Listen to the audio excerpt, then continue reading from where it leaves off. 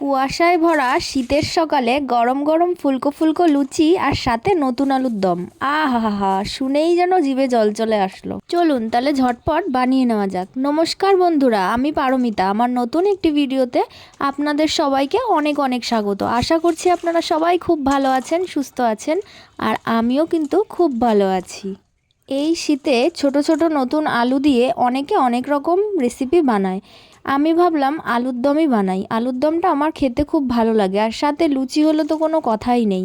তাই সুন্দর করে আলুগুলো আগে ধুয়ে নিলাম। নতুন আলুতে অনেক বালি ও নোংরা থাকে। বেশ অনেক কবারই আলুগুলোকে সুন্দর করে না ধুলে আলুর মধ্যে বালি যদি রয়ে যায় তাহলে তরকারির পরে কিচকিচ করবে।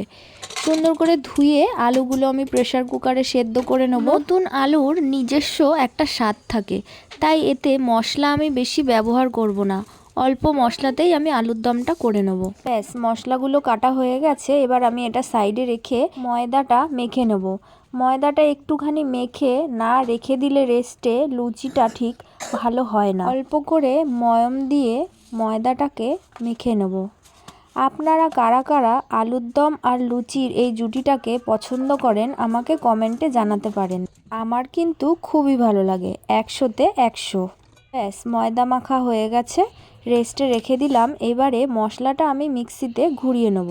প্রথমে আদা রসুন কাঁচা লঙ্কা, আর তারপরেই একটুখানি ঘুরিয়ে নিয়ে পেঁয়াজ আর টমেটোটা ঘুরিয়ে নেব। ব্যাস, দেখতে দেখতে মশলা হয়ে গেছে আমার। এর সাথে জিরে ধনে আর হলুদ গুঁড়োও আমি মিশিয়ে নিলাম একবারে। এরপর দেখুন আমার আলুটা সেদ্ধ হয়ে গেছে সুন্দর করে। এবার জলটা ঝরিয়ে নিলাম আর কড়াইটা চাপিয়ে দিলাম। আলুর দম বসাবো তাই।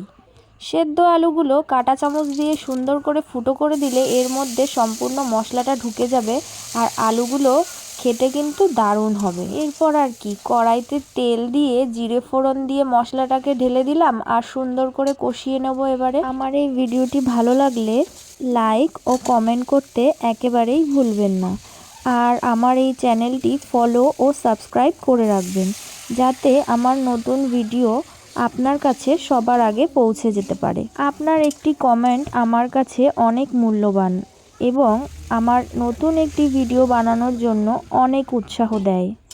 তাই দয়া করে ভিডিওটি দেখে একটি কমেন্ট ও লাইক করে যাবেন। দেখতে দেখতে আলুর দমের মশলা কষানো হয়ে গেল, আর তার মধ্যে আমি গরম জল দিয়ে দিলাম। দেখতেই পেলেন সমস্ত কিছুই। আলুর দম প্রায় হয়ে গেছে। এবার 2-4টে আলু আমি গলিয়ে দিয়েছি আলুর দমের ঝোলটা গাঢ় হওয়ার জন্য, আর তারপরেই ব্যাস লুচি ভাজার পালা। ফুলকো ফুলকো লুচি আর নতুন আলুর দম। ভিডিওটি এডিট করার সময় বিশ্বাস করুন তখনও আমার জিভে জল আসছিল।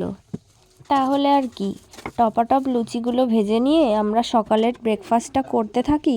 আর আপনারা কিন্তু কমেন্ট বক্সে লিখে যাবেন লুচি আলুর দমের জুটি আপনাদের কেমন লাগে।